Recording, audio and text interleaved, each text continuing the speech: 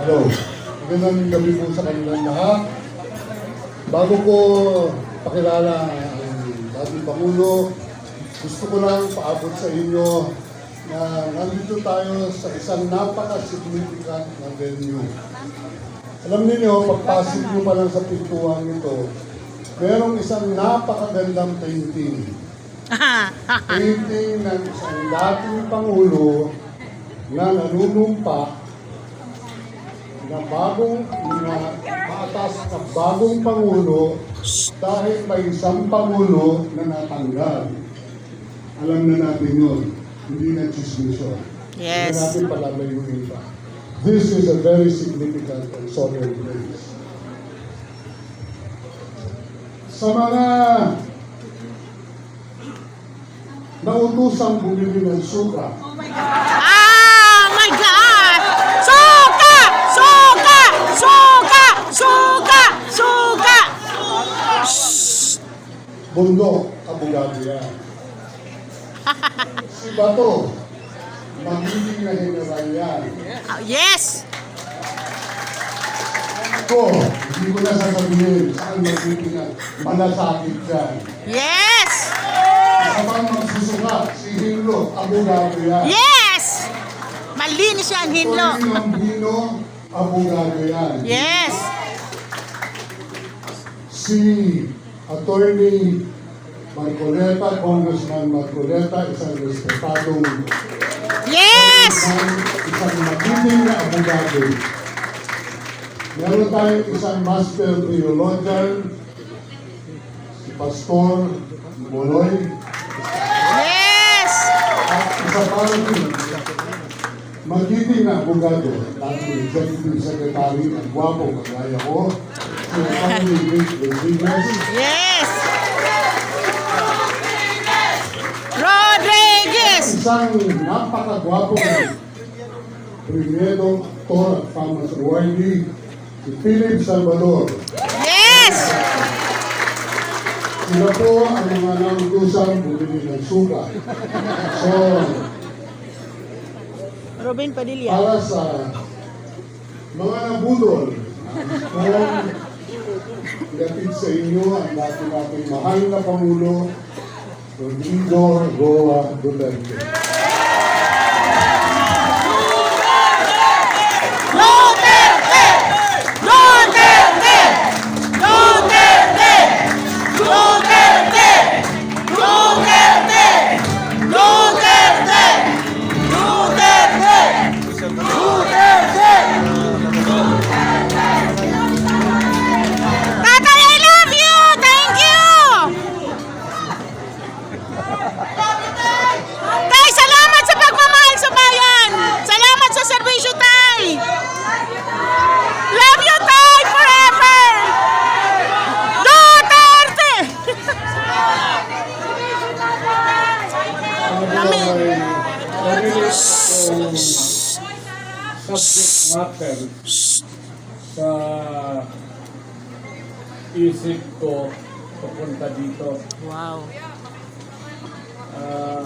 Problema Ay, na problema, Tay. in handle, baka ito at ang plataforma.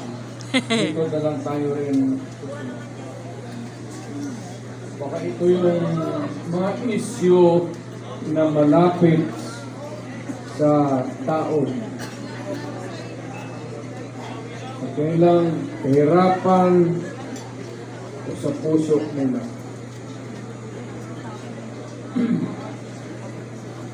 Alam mo,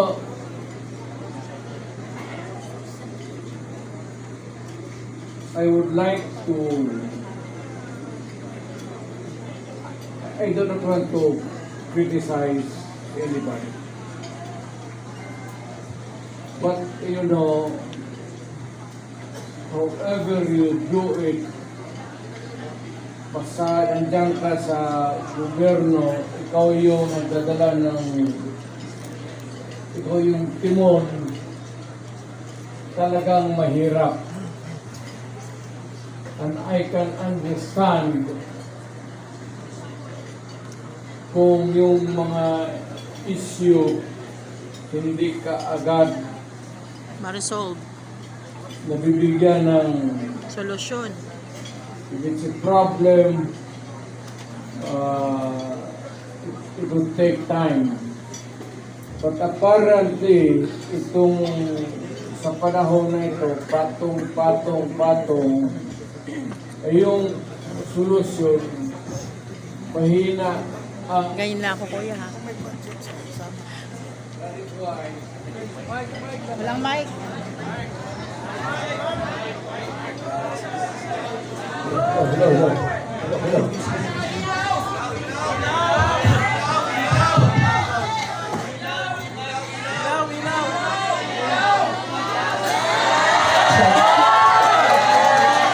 Change of mic. Oh, kaya pala madilim.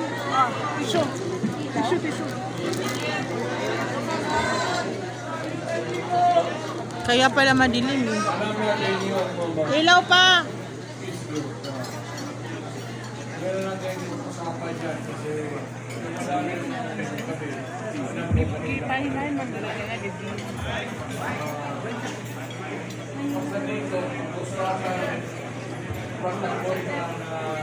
Wag mo na.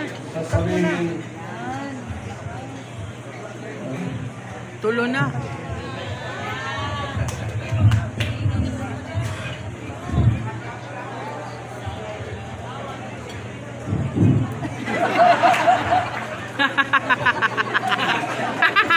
kalimutan ko ito lang. Well, sa madaling sabi, maraming issue. Hindi ko naman sinasabi na kaya natin kung tayo ang nandyan sa Malacanang. No, it's not that easy. I have been there. But ito, the guy is simply taking his time to come up with the solution of the problem. So kagaya nitong bigas, which is really tumatama yan sa tiyan, pati sa puso ng Pilipino, hindi niya nakuha yung pinaka.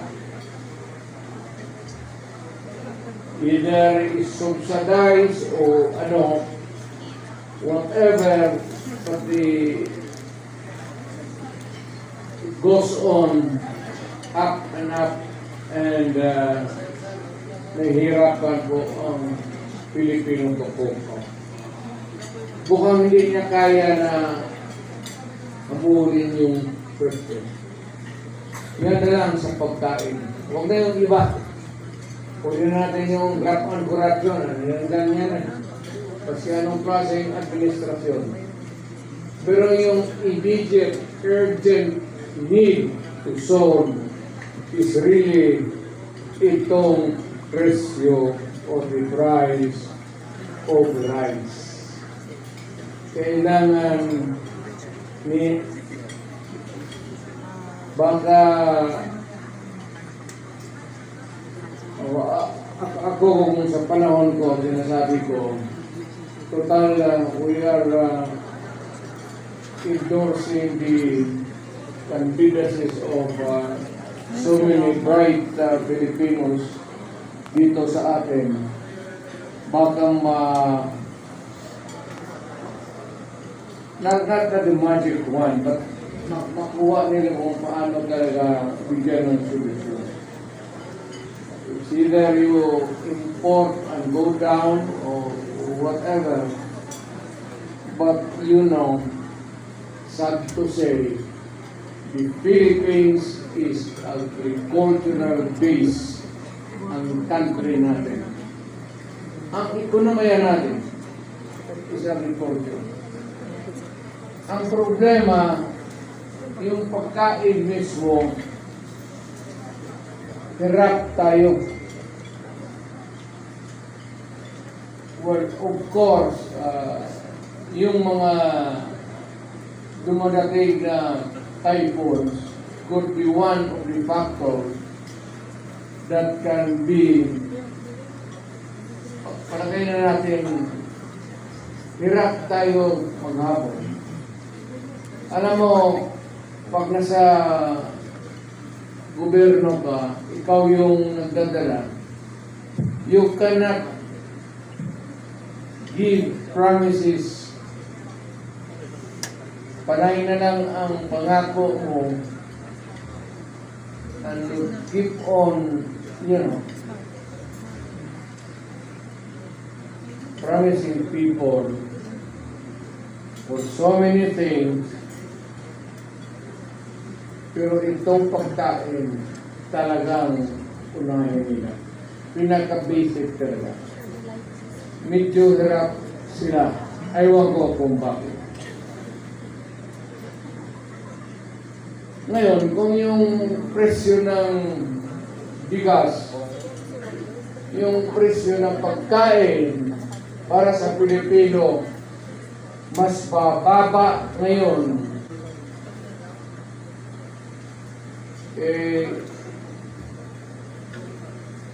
noong panahon na umupo si Presidente,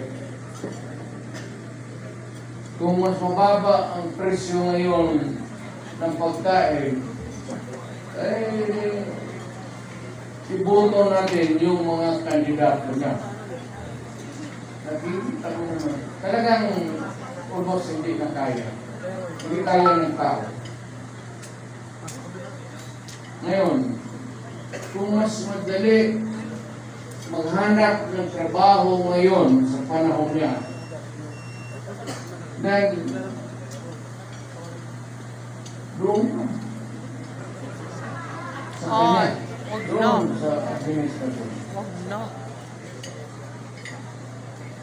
Kung sa panahon na ito, kung pante ka na maglakad, walang takot, kapag pasyal ka, basta saan,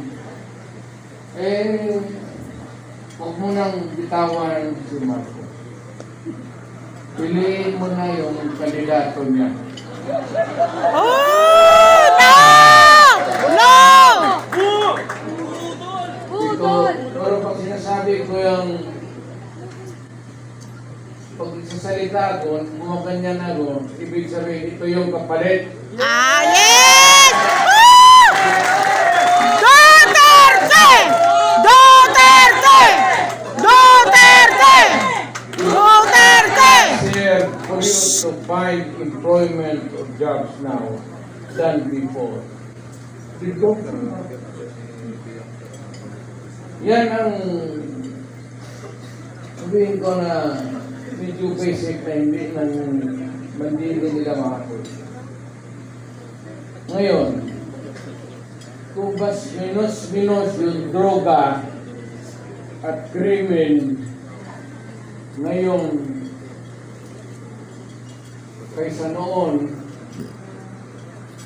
panahon niya, pag-upo niya, naabutan pa niya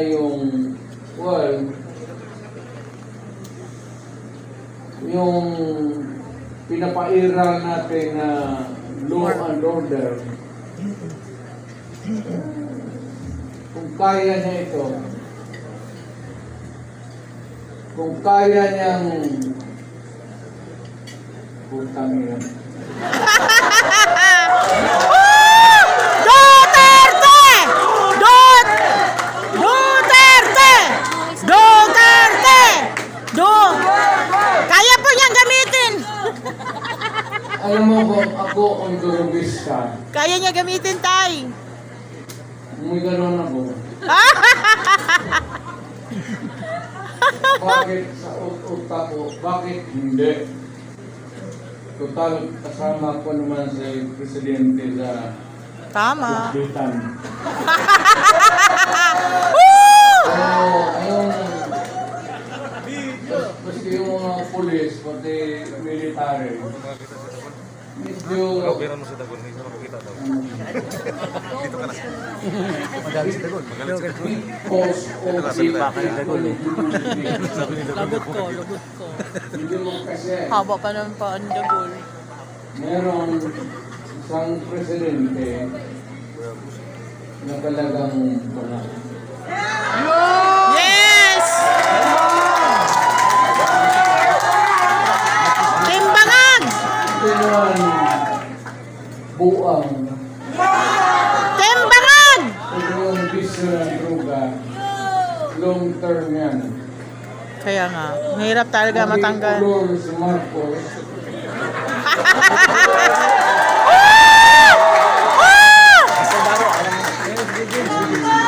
Maybe constant heroin. Ay, saba ba, sir? Joking. Abot pa siguro Bisaya, siya sir. ng Bisaya. 80. May ebidensya. Pero pagdating sa panahon na yan, hindi na siya gumagalaw. Manigas ang panga! Natimbig lang yan sa kwarto niya. On the floor. Ganito na lang. Marami na ito. Nga ba?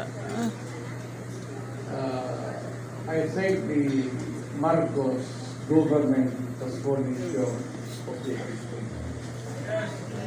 Ako, hindi ko ma-compare. Kasi pwede kong sabihin, mas mabuti na ngayon kaya ating panahon. I can even 200,000 na? concede na gano'n ang nangyayari. Pero it would not be a good reason for you to solve the problem just because you are doing right, more rights than the wrong ones that the other guy that committed in the past. Ibig sabihin niya, kung sabihin niya, wala yung Duterte, mahina, kasi gano'n, okay. But it's not me. It's the Filipino people. Yes! True! Mga Pilipino, pag magturo dyan sa mga kalaban mo, kagaya ko, kasi ako, hindi na ako kandidato. Tama! Tama! Ngayon, kung mag-uusap tayo, ang pag-usapan natin kung ano ang mga tao na pwede natin gawin na makatulong sa atin ay ilagay na sa Senado para paski batas na lang ang habulin natin. Tama. Or a policy that is enunciated by Congress, particularly about the drug problem and itong ekonomiya. So, ekonomiya, mabigat to. Walang bright dito. But at least naman yung sabi ko pagkain, sana. Mapababa. Kailangan tumataas. Kaya, I don't know how it operates now. But if you continue to practice democracy, we have to have a Senate na kailangan nandyan even to persuade any sitting government to do what is right. So, nakikita ko si Philip Salvador, ang naalaala ko sa kanya, artista siya. Mahusay na artista. Kaya idol ko siya, yung mga sili niya, pinapanood ko. Ano kaya sira nito ni tatay? Tinitignan ko siya kung paano niya Okay. yakapin yung mga babae. Sabi ko na nga eh. Aside from the fact that, I know, he would make a good senator. Yun ang naalaala ko sa kanya.